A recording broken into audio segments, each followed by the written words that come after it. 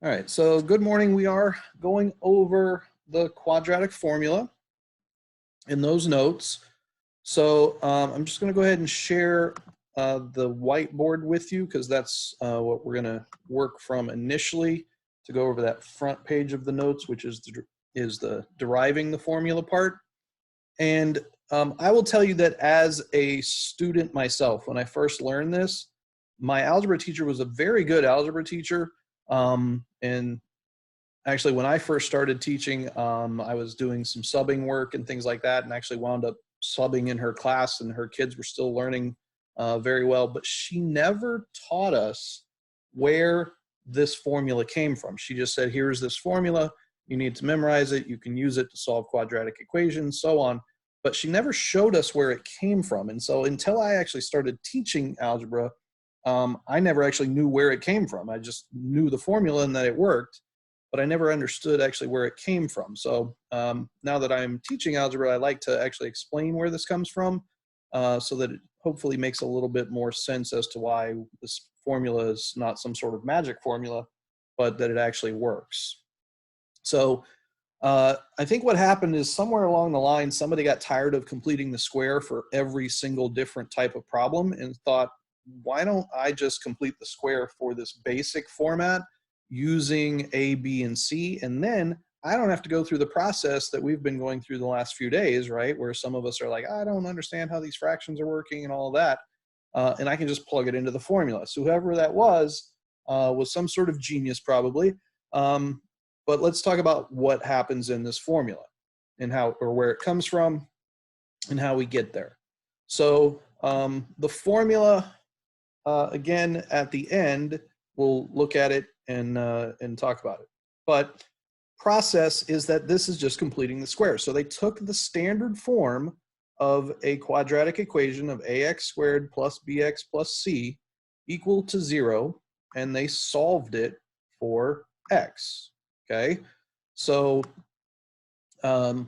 they left all of these variables in here, and so there's a lot of kind of variable work that we have to pay attention to. But keep in mind that in the end of this, they're going to get x by itself, which is really the only true variable in this equation because a, b, and c all have values that go with them when we look at an actual quadratic equation. So for a x squared plus bx plus c, the first thing we would do if we were completing the square is we would divide everything by that a. So whatever that a value is, if it's something other than 1, we divide by that. So we assume right off the bat that a is something other than 1, and even if it's not something other than 1, if it was 1, we would just be dividing all these things by 1 technically. So we're going to divide everything by a first, all right, including that 0 technically. So over here, we just get x squared plus b over a times x plus c over a still equal to 0 because 0 divided by anything is 0. All right, next thing we would do is clear off this final term so that we can create a perfect square trinomial. Right, so we're just completing the square on this. So b over ax, and what we did to do that is we subtracted ca. All right, so this is, let me just move this down actually, so we got a little bit more space. So x squared plus b ax equals negative c over a. All right, so that is moving that over. So 2 steps, divide by a, move that final term over to clear that out. Now we want to complete the square. So we always need the half, or divide this by 2 of this middle term to complete the square. Well, half of this is technically b over a times 1/2. So that would simplify to b over 2a technically when we multiply that. So what we're adding to both sides of this is b over 2a. I'm going to put that in parentheses so that we're not just squaring the b, and b over 2a squared. All right, if at any point, I know this is already from the videos, so if at any point you have a question about why we're doing that step or how we got to that, give me a shout, give me a raised hand. It looks like Jaden's got a question here. Let me locate Jaden in our list. Good morning, Jaden. What's your question? Why do you multiply it by the 1/2? Because we need to, remember, we take half of that middle coefficient and square it. Mm-hmm. Divide it by 2, in other words. So since this is a fraction of b over a, instead of dividing by 2, we're going to multiply by 1/2. Okay. Okay, thank you. Good question. All right, so this is where we are. We've completed the square. Now we need to simplify this side and eventually factor this side, okay? So we're going to simplify this side first, and this is kind of where things get a little confusing, I guess. So we will simplify this first. Remember, we can distribute that exponent to everything inside of here, right? So all of these technically have an exponent of 1, right? A 1, a 1, a 1. So this 2 would get distributed to all of those. Well, this means that the top just becomes b squared, right? The bottom becomes 2 squared, or 4. And then the a becomes a squared. All right, so we have b squared plus 4a squared, or over 4a squared. All right, so that's just simplifying the exponent on that one. Now, in order to add these two things together, we need a common denominator. Well, this is sort of high-level algebra common denominator stuff, because we need a to match 4a squared. Well, the only way I can get a to become 4a squared is if I multiply it by 4a. So I'm going to take this negative c, and I'll just do this actually in a different color so you know that that's work over there and not actually part of the process. So negative c over a. I need to multiply this bottom by 4a so that a times 4a becomes 4a squared. And whatever I do to the bottom of a fraction, I have to do to the top, okay? So this whole thing simplifies to, let me just move something off of the screen here. So this whole thing simplifies to negative 4. A usually comes first alphabetically, so negative 4 times a times c. And then the bottom, again, is just 4a squared. That's why we multiplied it. So this whole thing then, again, and I'll just write that part in the red when we get there so that you know that that's the same thing. Got some people coming in still. Let me admit them. All right.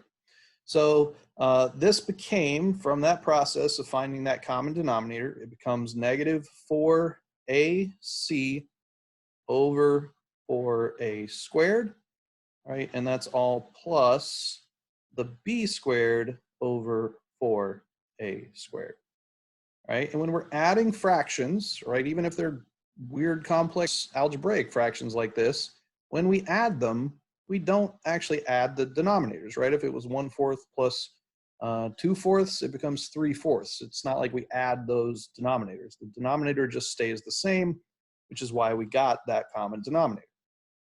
Okay, so what happens here is we're going to combine the top as much as we can. Well, negative 4ac and b squared are not like terms, right? They have the same degree, right? This is a second degree term. Each one has a exponent of 1, and we add those, so that's a second degree term. And this is a second degree term. So normally what happens with that is, if they're the same degree terms, if we're putting them in some sort of order here, we usually want to list the one that doesn't have multiple variables first.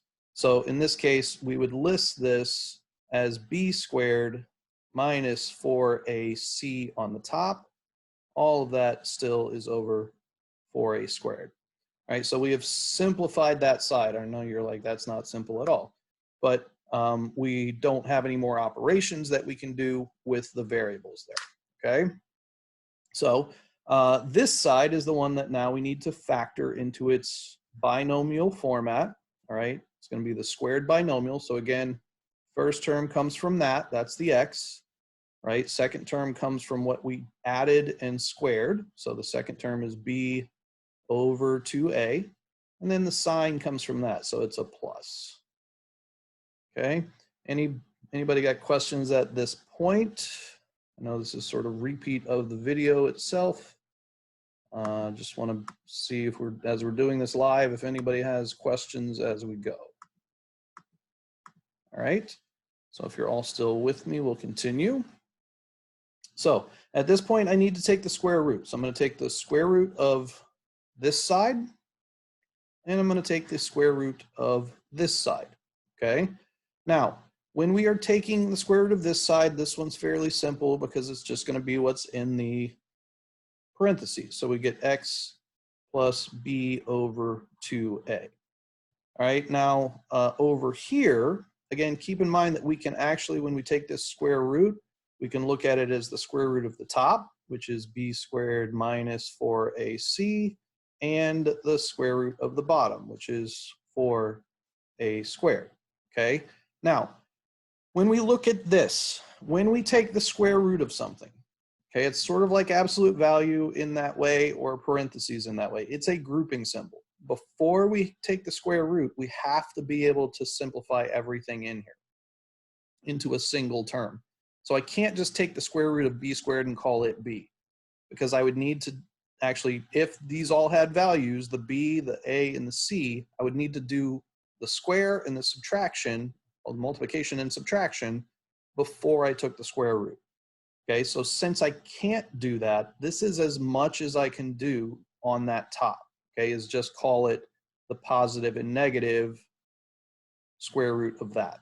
Okay, now on the bottom, that is a perfect square term actually. 4 is a perfect square and a squared is a perfect square. So I could call this 2a when I take its square root. Okay, so what I get then from that is on the top is a positive and a negative result of whatever this is, b squared minus 4ac. And on the bottom, we have 2a. All right, so we've gotten back to a 2a, and over here, we've got a 2a. So we have common denominators, so we can subtract this over to this. All right, now I want to point something out, and I said I was going to point this out when we got to it. All right, if you recall, when we were doing graphing from standard form, right, the way that we found the axis of symmetry was that we would say that x equals negative b over 2a. All right, that was how we found our axis of symmetry for a parabola. All right, so I want to point out at this juncture that when I subtract this b over 2a, it becomes this negative b over 2a.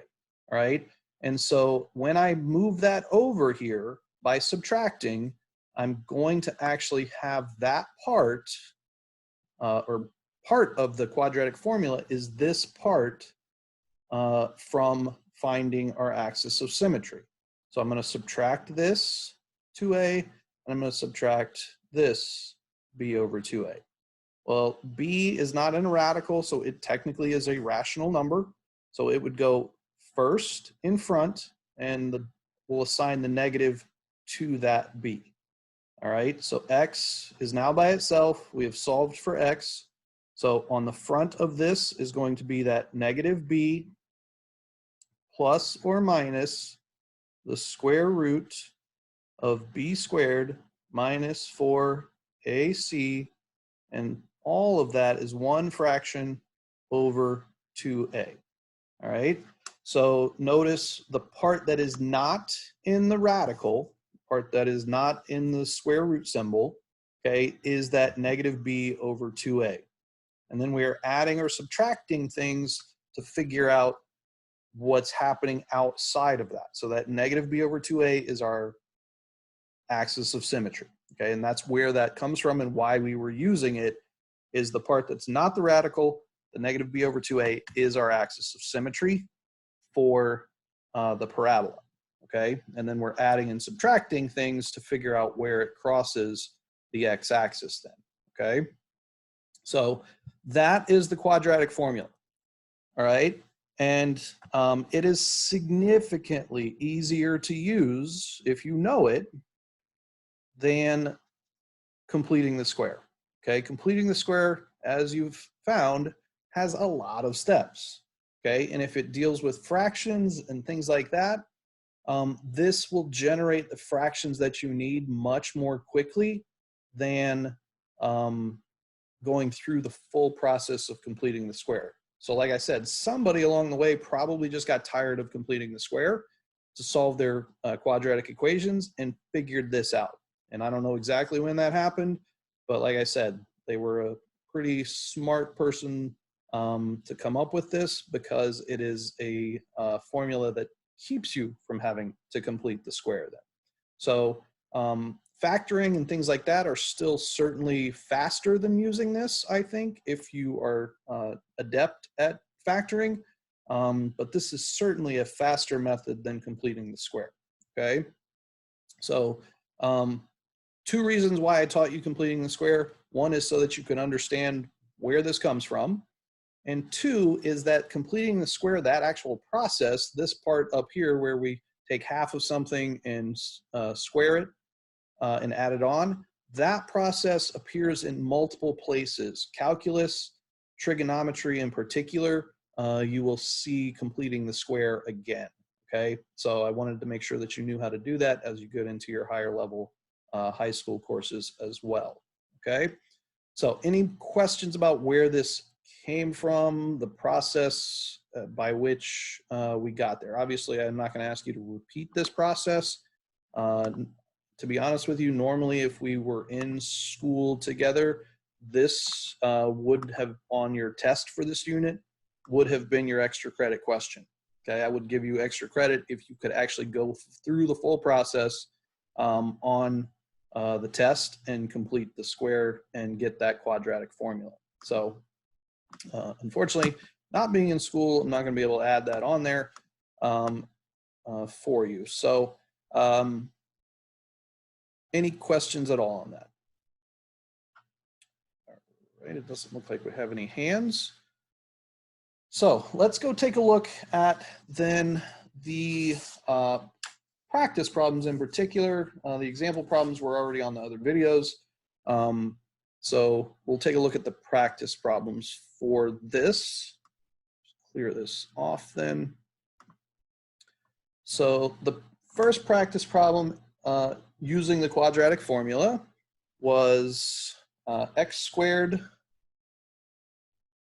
plus 15x plus 36 equals 0. All right, so this one is sort of just a basic quadratic equation, right? No first term coefficient. So we would always want to look at this and see, could we factor this before we went straight to the quadratic formula? And the answer to that is, yeah, probably, right? Because actually this would factors of 36 that would add together to 15 would work with 12 and 3. So 12 and 3 would add to the 15 and also give me 36 when I multiplied them. So I could factor this. That would be a possibility. That would actually be faster than using the quadratic formula, but I want to show you then that the quadratic formula would also get us to that same. So let's just say if I were to factor this, it would be x plus 12, x plus 3 equals 0, and then I could get x plus 12 equals 0, or x plus 3 equals 0, and then subtract each thing, so negative 12 or negative 3. Oops, didn't quite get that, I think. Negative 3. So that would be how we would do that, probably faster than using the quadratic formula. But again, I just want to show you that the quadratic formula would work for this as well. So the quadratic formula is sort of the like if you don't know how to do any of this, if you can memorize the quadratic formula and use it, you can use it for any and every quadratic equation, which is why it's a nice formula to have memorized.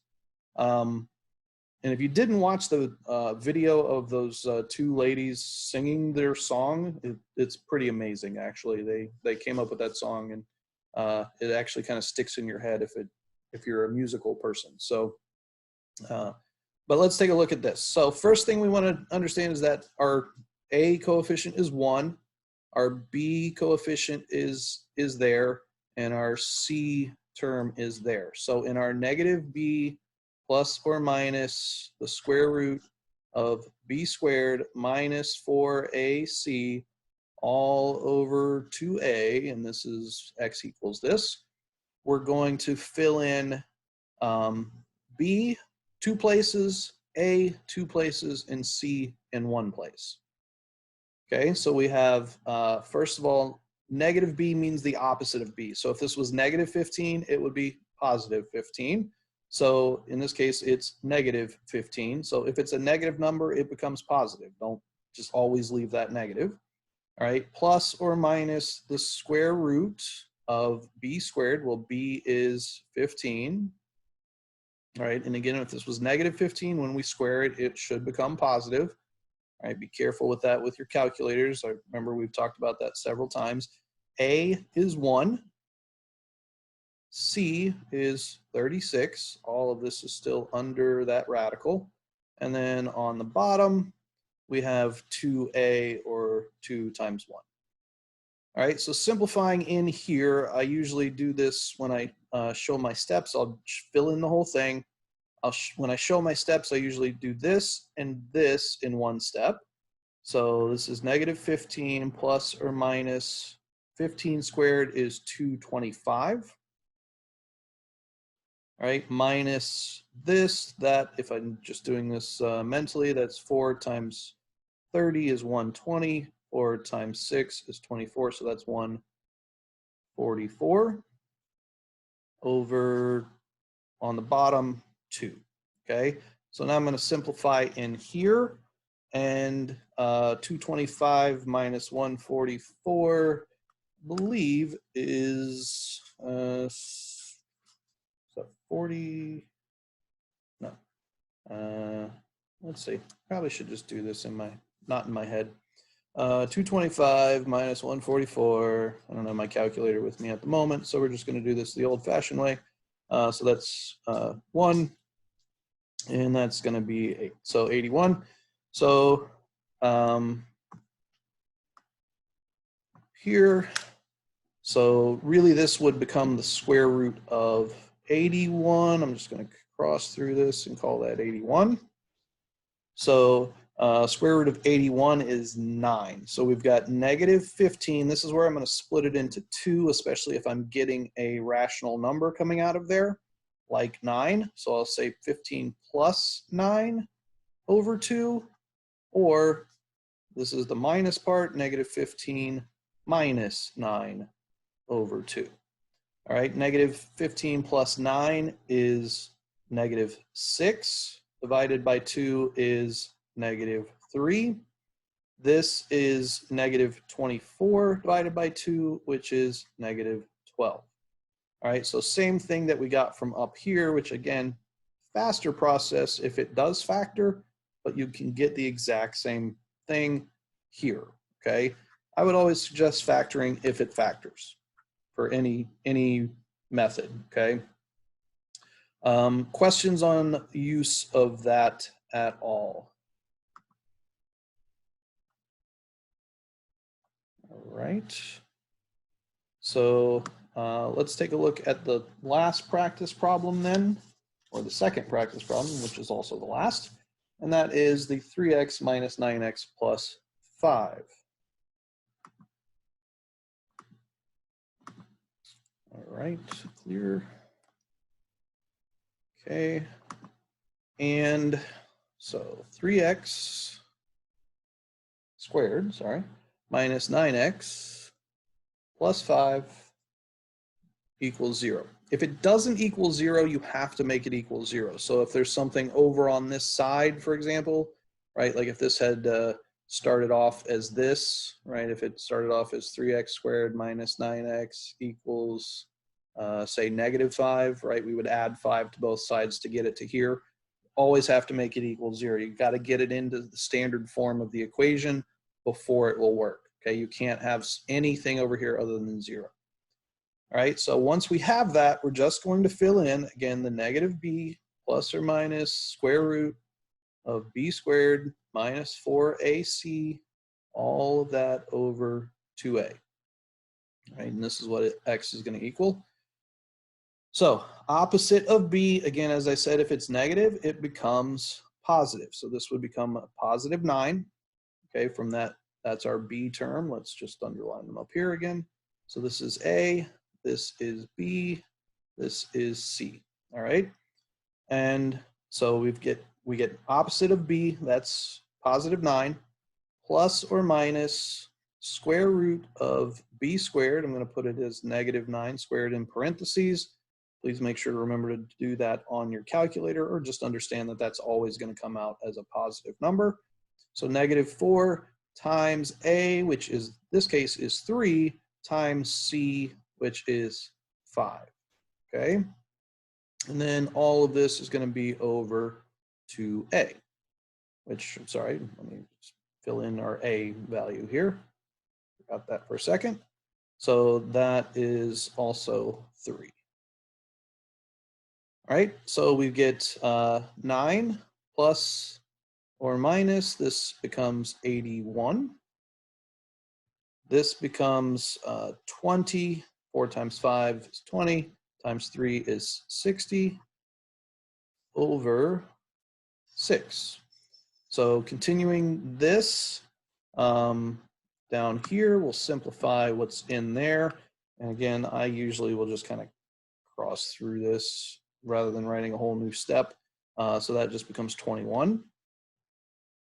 And then we have 9 plus or minus the square root of 21 over 6. Now, at this point, if you wanted to, 21 doesn't simplify in any way. There's no perfect square factors. But if this simplified in some way, for example, let's say we had another factor that came out of here and gave us something that came out and gave us a 3. We don't. This would actually be our final answer for this problem. And we can't simplify this unless we break this into 2 separate numbers. So for example, if I said 9/6 plus or minus the square root of 21 over 6, I could simplify this 9/6 to 3/2 now, but I can't simplify this 6 off of here in any way. So it's easier to just kind of leave it like this. But let's say, for example, we had a problem that didn't come to this answer, but came to a similar answer. Let's say it did this, right? Something simplified out of there and gave us a 3 in this situation. So let's say it was this, for example. Okay, now at this point, because we have a rational number, and a rational number, we can simplify all of those, taking out the 3 if there's a rational number in each part. So if this, whatever this -b is, has a common factor with this 2a, and there's something that simplifies out of the radical as a rational number, we could simplify that. Okay, so for example, I could take a 3 out of all of these, divide the 3 out of all of them, and call this 3 plus or minus square root of 21 over 2. But I can't simplify this to the same thing because there's not, this doesn't have that common factor of 3 to take out.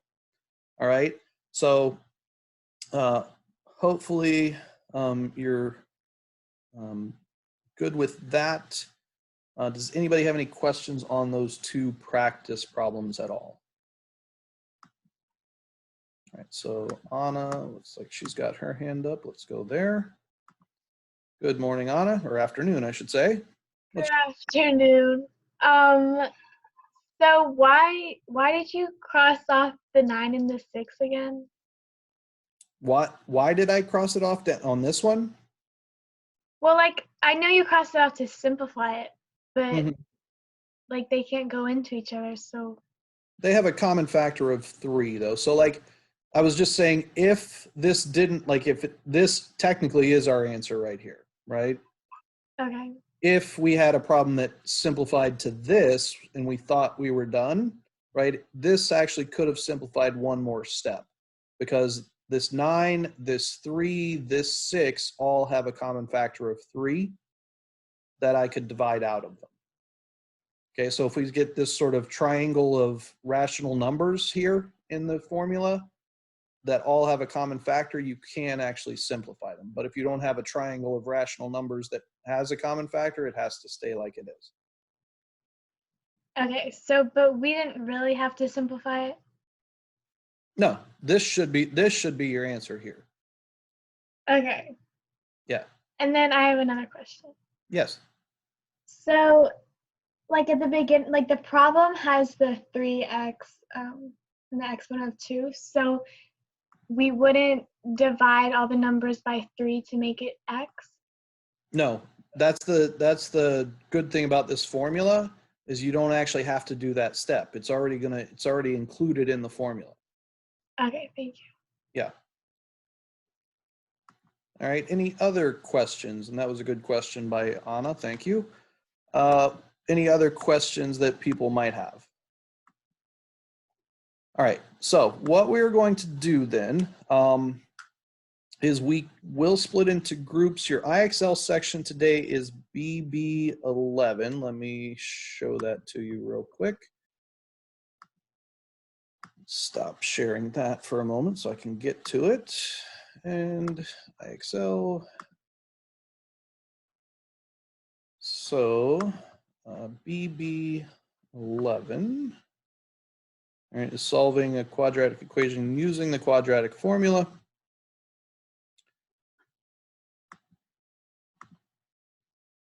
So let's take a look at how this looks for you real quick. All right, so on this, it's going to give you quadratic equations, obviously. And then it's just going to ask you for the two numbers. Now, notice what it says. Write your answers as integers, proper or improper fractions in simplest form. So that would be for rational answers, okay? If you get something in the square root part of it, okay, that doesn't, like the last example that we were looking at, if you get square root of 21, what you would want to do is use your calculator to find the square root of 21, okay, at least the estimate of it. And then in that problem, you would add it to 9, divide it by 6, right? And then subtract it from 9 and divide it by 6 to get your two answers, okay? So it's going to ask you to round to the nearest hundredth. That's the second decimal place, okay? So please make sure that if you get an irrational answer here, that you're using your calculator to estimate that square root, okay? Because it's going to ask you to put in a rounded decimal answer for each, okay? So if it's rational, put it in as an integers, proper fractions or improper fractions in simplest form, right? So don't give it 4/8, give it 1/2 if that's what your answer is. And for irrational numbers, you can't put in the square roots. It's not going to give you that option. So you'll need to take the square roots on your calculator and estimate with the decimals that your calculator is giving you. All right. So it's like Kyla's got a quick question. At least I hope it's quick. Yes, Kyla. Yes, this is a quick question. right. What SMART score do we have to get to? A 75. So I'm thinking that if you don't miss a whole lot, it should only be maybe 10 problems. Okay. Okay. All right. Any other questions? All right. So BB11, 75 SMART score. Going to break you guys up into some rooms so you can work together. If you prefer to work on your own, this is the place where you can drop off. However, people who stayed last time got extra help. So let's split into, looks like we are down to about 20 people here. So let's split you into, let's say 3 rooms maybe. All right, so let's do that.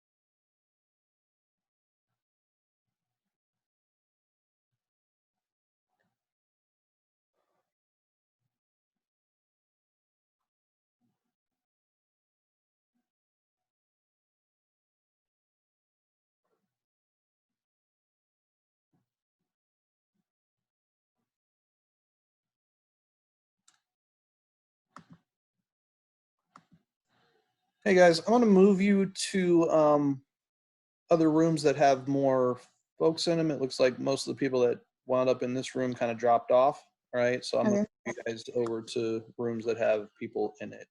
All right, so give me a second. All right, so let's see. Donovan, I'm gonna put you in with Brooke, Bryson, Jaden, Kyla. That's room 2. Okay. And Chris, I'll put you in with Emily, Evan, John Ben, and Maya.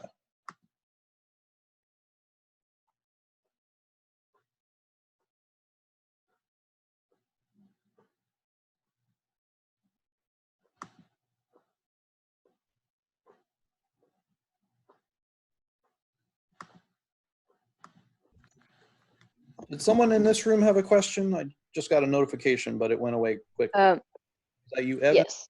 Okay. So, I have a question. So I'm trying to use the formula, Yeah.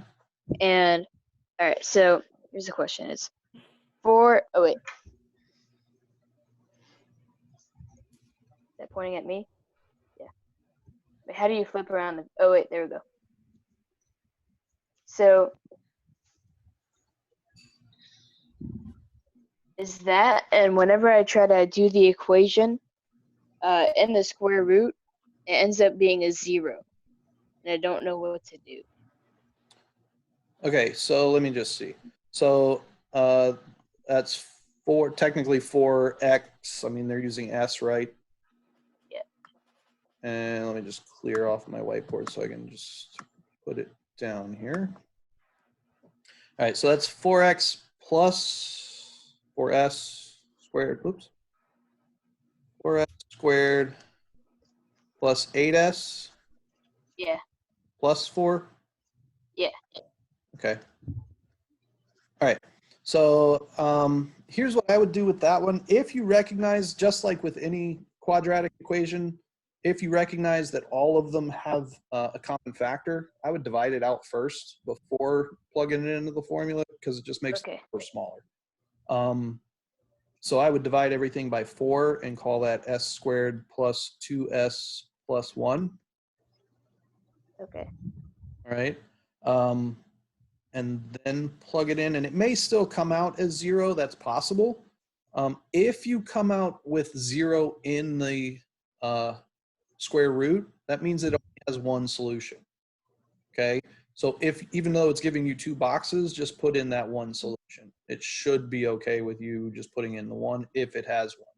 And I believe this is a single solution problem. Okay.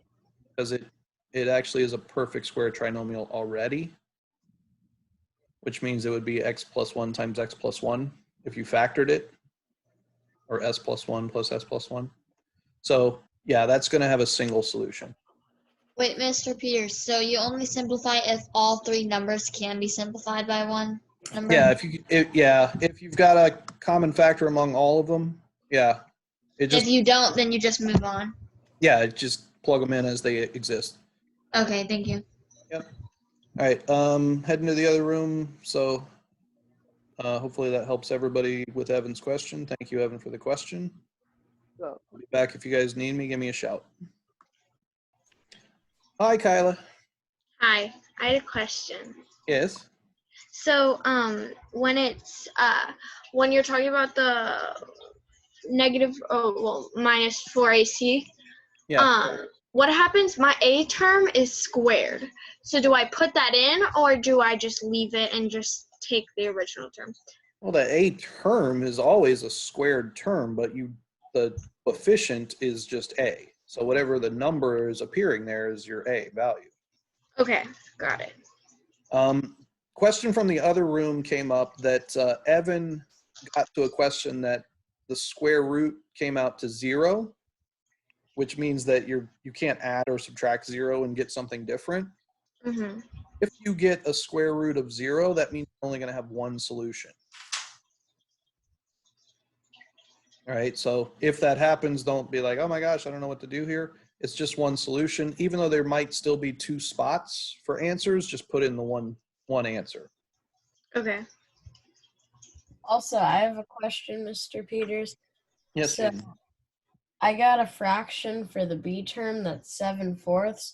Do I simplify it or make it like a? What do you mean you got? Can you show me what your? Are you on your computer? Can you share your screen? Well, here I'm working on a piece of paper.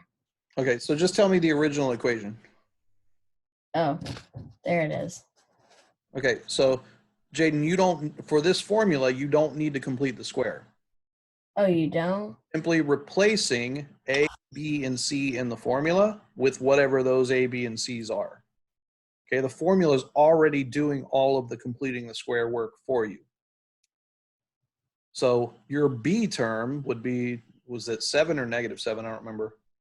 It was -7. Okay, so your B term is -7. So you're going to replace that negative b with 7, and you're going to replace your b squared, or your b in that b squared part of the formula, with -7. Oh, so you're plugging these numbers into the formula? Yeah, you're just straight into the formula. And then you solve it. Okay. Yep, and then you just simplify it away.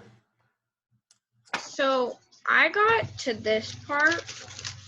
I don't know if I did it right, but if you can see that. Here, I'll share my screen. Hold on, let me switch to speaker view so that when you are talking, it shows up bigger. Okay, try it again. Here, do you want me to just share my screen? Because I'm working on my computer. If you're wanting me to look at your work, that's not going to be helpful. Okay. So show me again, it's bigger now.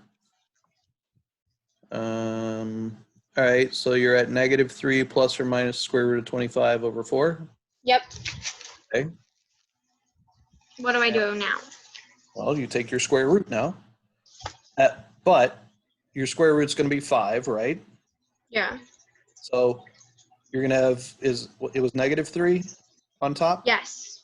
Mm-hmm. So you would have -3 plus 5 over 4, or -3 minus 5 over 4. Oh. Okay. So you're probably going to wind up with 2 fractions, maybe. One of them will come out of a whole number, I think, Yeah. or an integer at least. Mm-hmm. Because it would be negative. Yeah. It would be -8 divided by 4. That's a whole number. So. If you're plugging the set or the 4y into the a term, do you put 4yx or would it just be 4x? So what's your equation? Same one we were looking at? Oh, yeah, same one. So your first term is 4x squared, right? On here, it's 4y squared. So why? Oh. Why? That's terrible. Anyway, so you should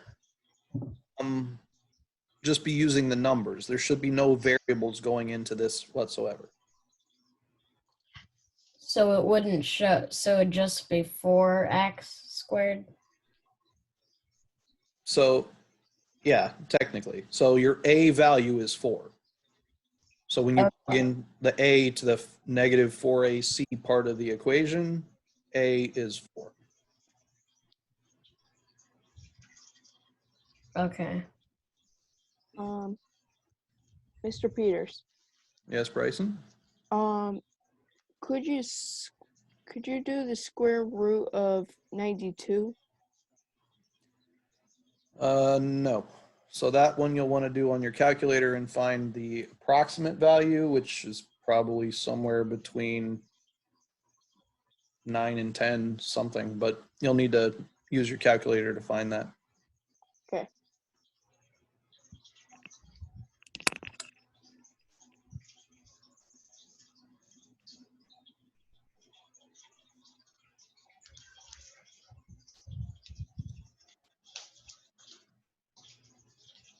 Also, if you're doing on your calculator, always round last. Don't find the square root and then round.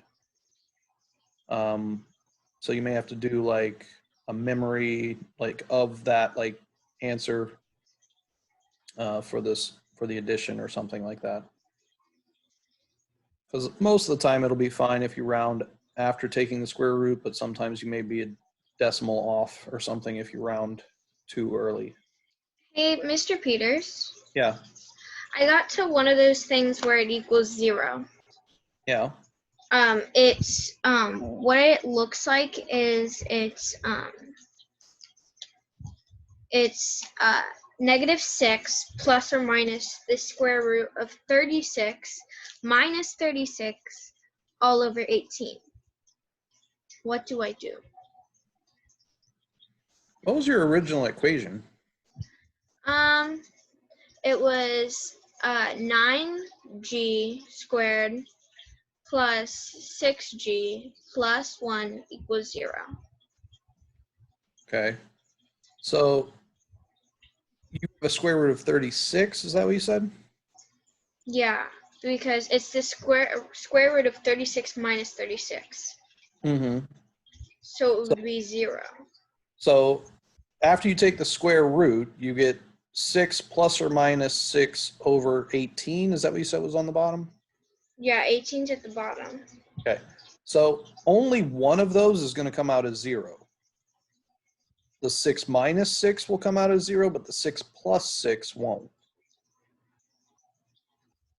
So we aren't supposed to be, whoa. So we aren't supposed to be simplifying inside of the, what is it? Yeah, you're supposed to simplify what's in the radicals. But so when you take the square root of that 36, though, you get 6 plus 6 as one possibility on the top and 6 minus 6 as the other possibility. The 6 plus 6 is going to give you 12 over 18.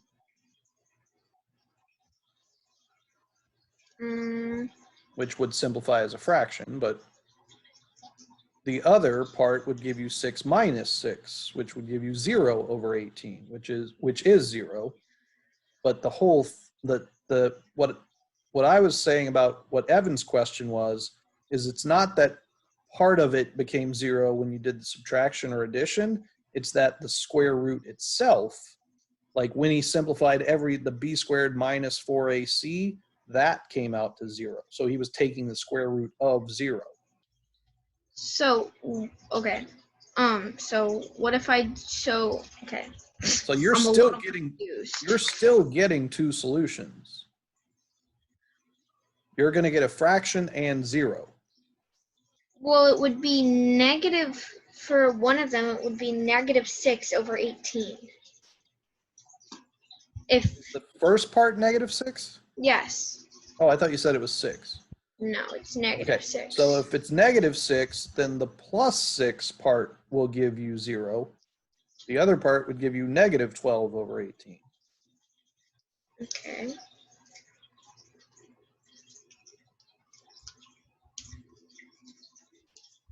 And that's like -0.6 repeating.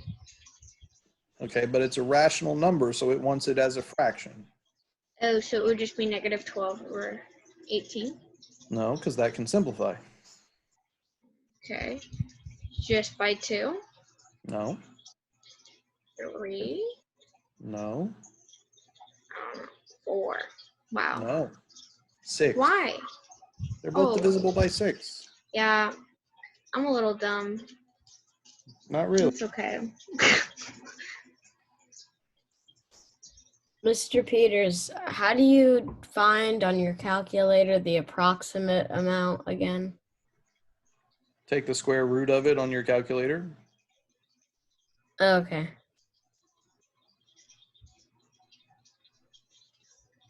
Like, what are you Mr. taking the Peters? root of, Jaden? -3.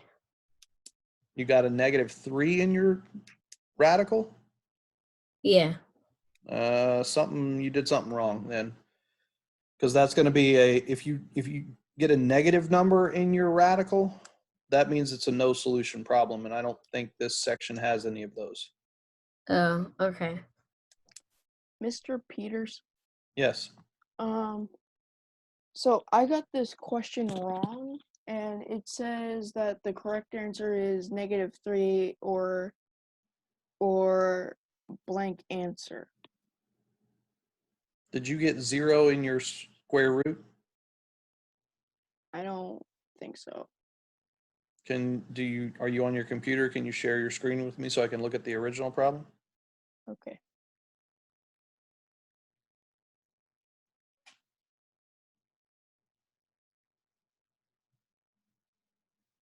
All right. This is the original problem. So f squared plus, is that 6f Yes. plus 9? Yes. All right, so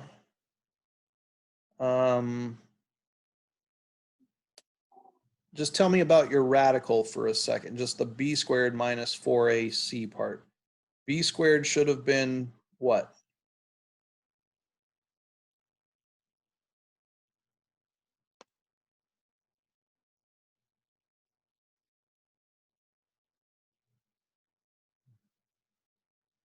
Bryson? I'm trying to figure it out. So what is the b value there?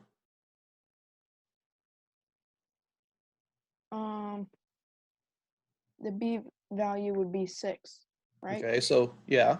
So b squared would equal what? So 6 squared.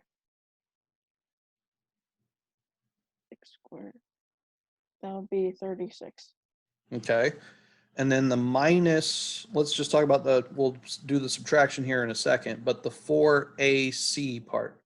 A is 1 in this problem, right? C Okay. is 9. So 4 times 1 times 9 is what? That is 36. Okay. So you would have had b squared is 36. The 4ac is 36. When you subtract them, you would have gotten a 0 in the square root, right? Or should have. Yeah. So do you see, without being able to see your work, do you see in your work where you went wrong in there? Yeah, I can see it. Okay. So when you get, and this is what I was talking about when I first came in, is that if you get a 0 in that square root, you're only going to have a single solution. Okay, because you can't add or subtract 0 because the square root of 0 is just 0, right? So whether you add or subtract, it doesn't change the value at all. So you're only going to have a single solution when you have 0 in that square root. Okay, that's why this only has the -3 instead of 2 answers, it only has the 1. Okay.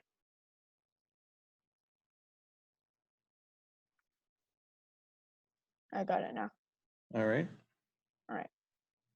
All right, let me just go check on this other room real quick.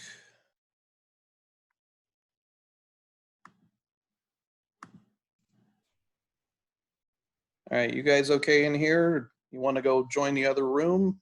Or are you okay with just the two of you? Oh, can we join the other room? Sure. Yeah.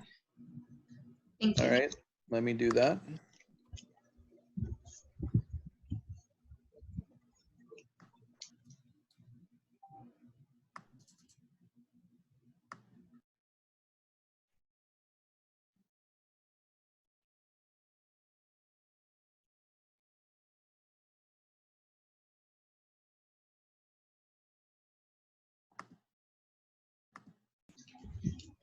All right, now we are all here together. I'm going to go ahead and start the recording since this is past 1 o'clock. If you guys want to stick around for a couple of minutes and ask a few questions, you can.